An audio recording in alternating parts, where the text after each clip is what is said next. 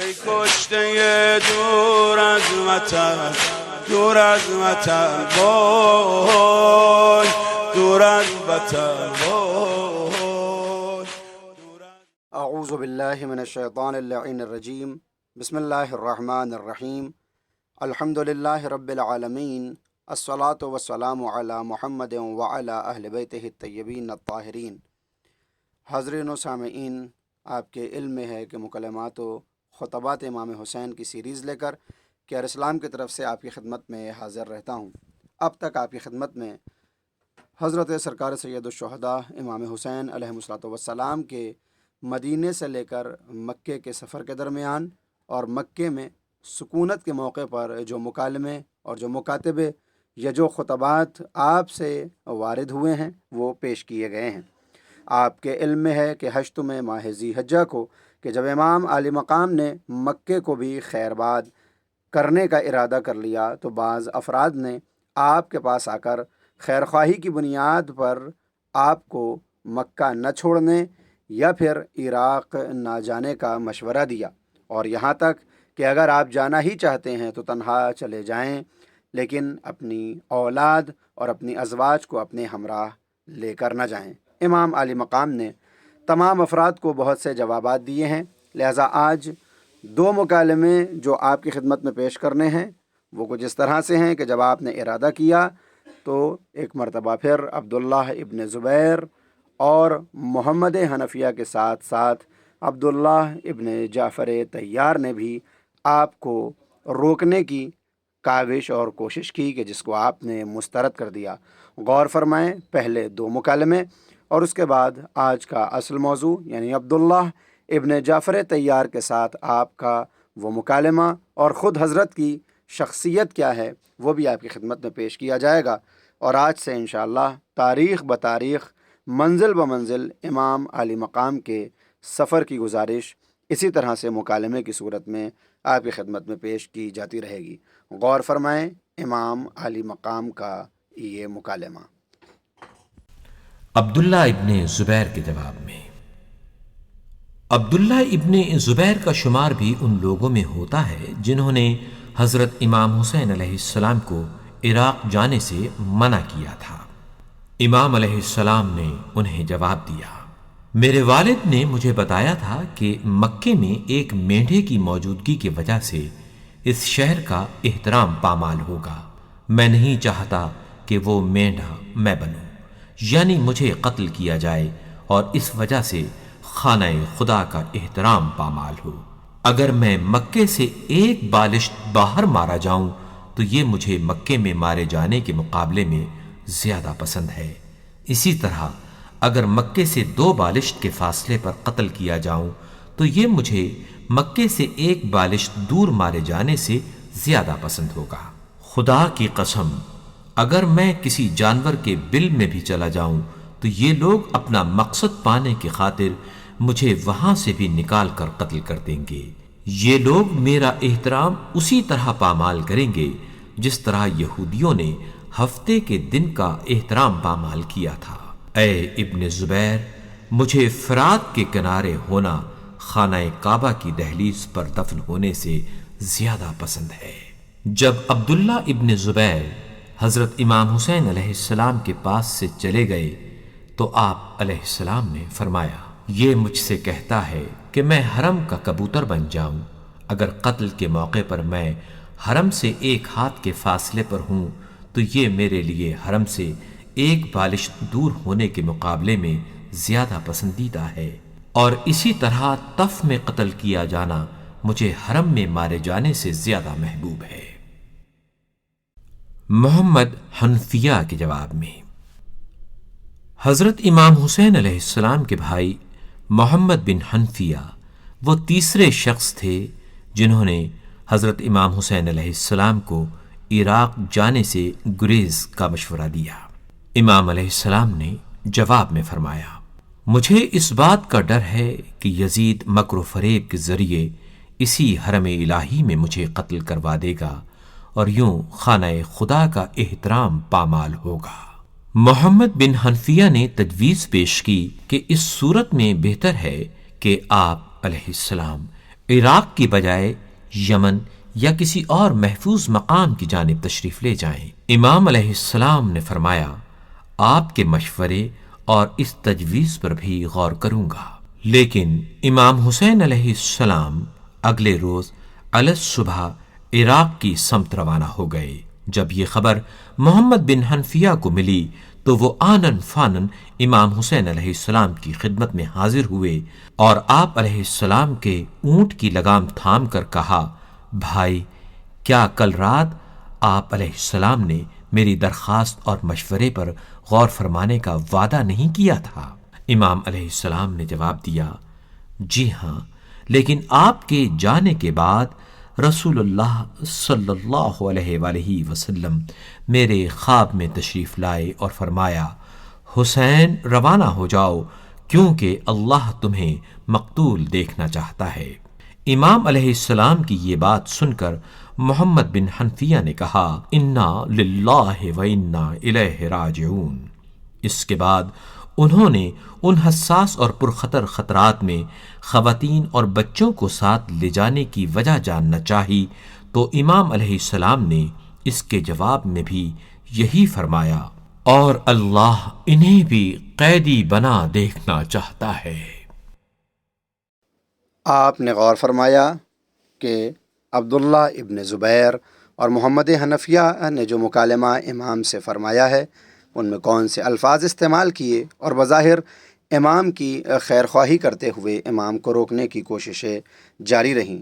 لیکن آج جو تاریخ ہے، امام عالی مقام نے بالآخر مکے کو خیر بات کہہ دیا، اور مکے سے نکلنے کے بعد جب یہ خبر حضرت عبداللہ ابن جعفر طیار تک پہنچی کہ امام عالی مقام نے اب مکے کو خیر بات کہہ کر عراق کی طرف سفر کا ارادہ فرمایا ہے، تو مکے کے باہر حضرت عبداللہ ابن جعفر طیار کے جنہوں نے ایک مکالمہ کیا ہے وہ بھی آپ کی خدمت میں پیش کیا جائے گا۔ لیکن اس سے پہلے ہم سمجھتے ہیں کہ عبداللہ ابن جعفر کون ہیں۔ عبداللہ ابن جعفر بن ابی طالب، فرزند جعفر بن ابی طالب، پیغمبر اکرم کے صحابی، امام علی کے داماد امام حسن کے صحابی اور حضرت زینب سلام اللہ علیہا کے شوہر ہیں۔ آپ کا نام عبداللہ ابن جعفر، مہاجرین اور انصار میں اگر آپ کا شمار کیا جائے تو آپ مہاجرین میں شمار کیے جاتے ہیں۔ قبیلہ بنی ہاشم، کنیت ابو ہاشم، لقب بحر الجود، یعنی جود و سخا کی وجہ سے، اپنی سخاوت کی وجہ سے آپ کو سخاوت کا سمندر کہا جاتا ہے۔ آپ کی تاریخ پیدائش سن 2 یا 3 ہجری میں حبشے میں ملتی ہے، اور شہادت کی تاریخ 80 سے 90 ہجری کے درمیان کی سنوں کو اور سالوں کو آپ کی شہادت سے منسوب کیا جاتا ہے۔ آپ کی جائے تدفین جنت البقیع۔ آپ کی اہم خدمات میں جنگ جمل اور جنگ صفین میں شرکت ہے۔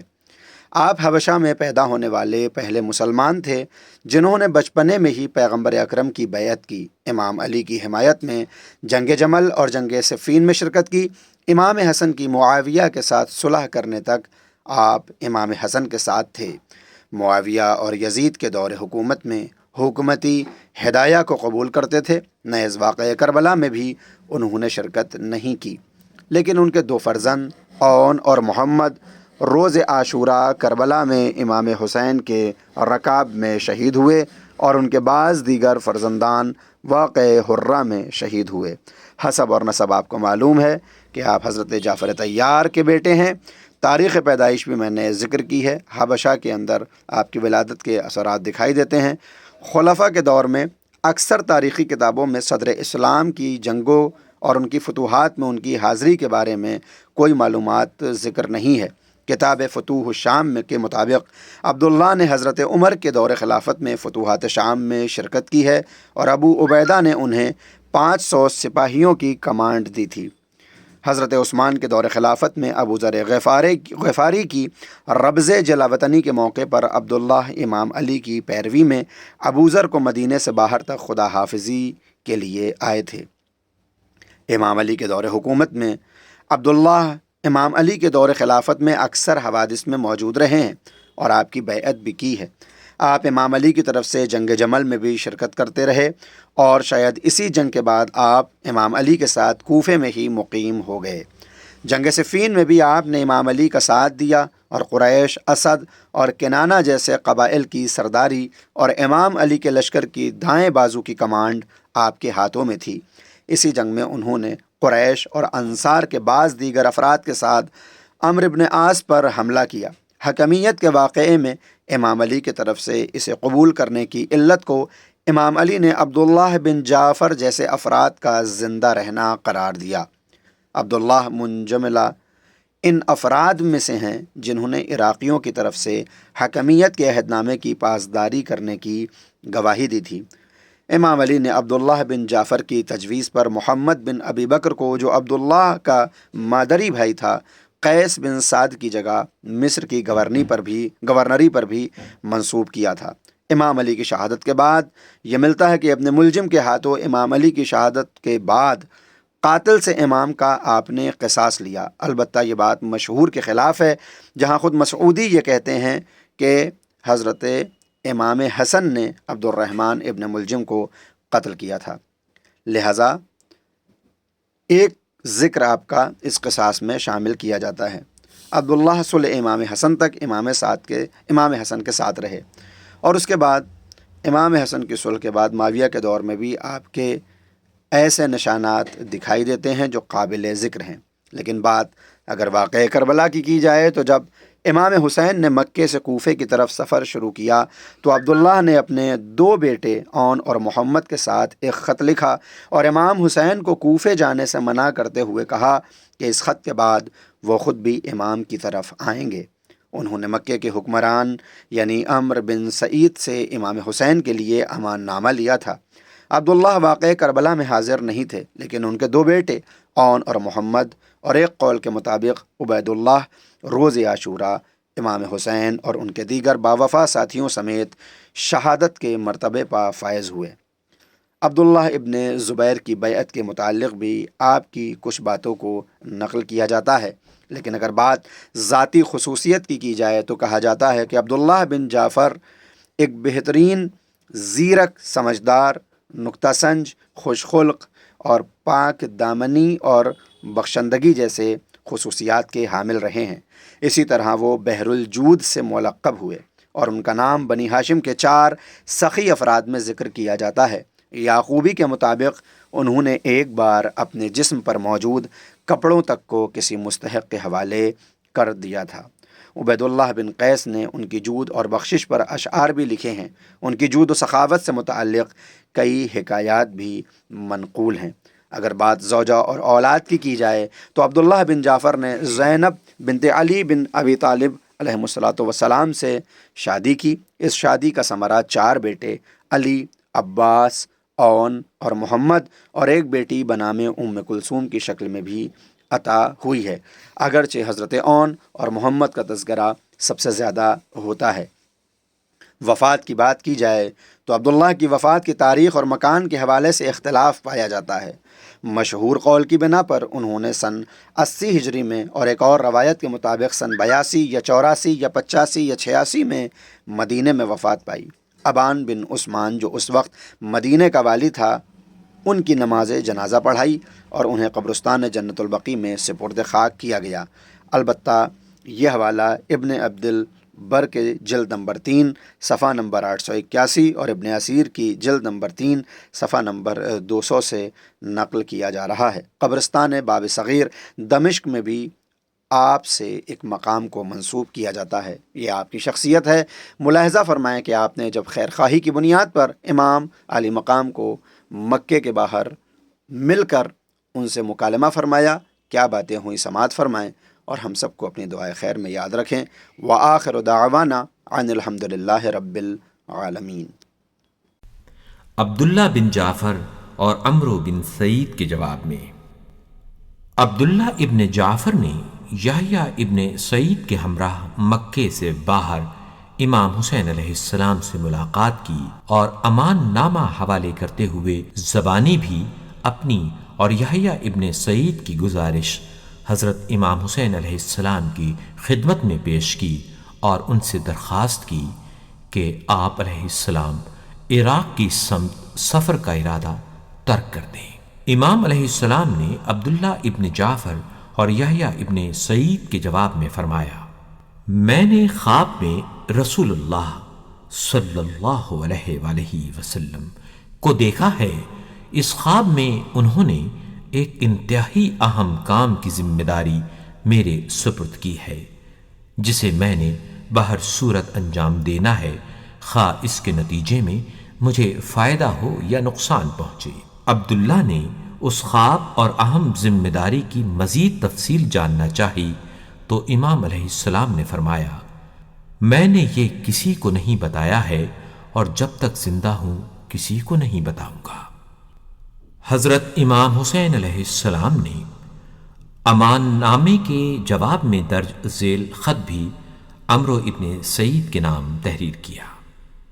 اما بعد، وہ شخص ہرگز اللہ اور اس کے رسول کا مخالف نہیں ہے جو لوگوں کو اللہ کی طرف بلائے، عمل صالح انجام دے اور اپنے مسلمان ہونے کا اعلان کرے، اور میں نے لوگوں کو ایمان، نیکی اور احسان کی دعوت دی ہے۔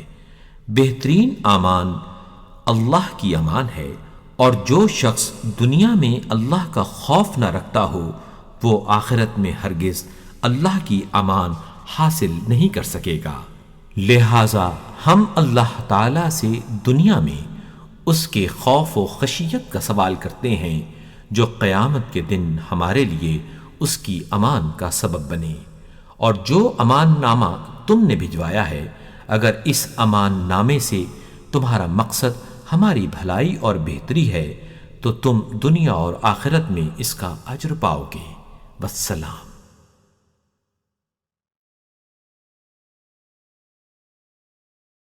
ای کشته دور از وطن، دور از وطن، وای دور از وطن، وای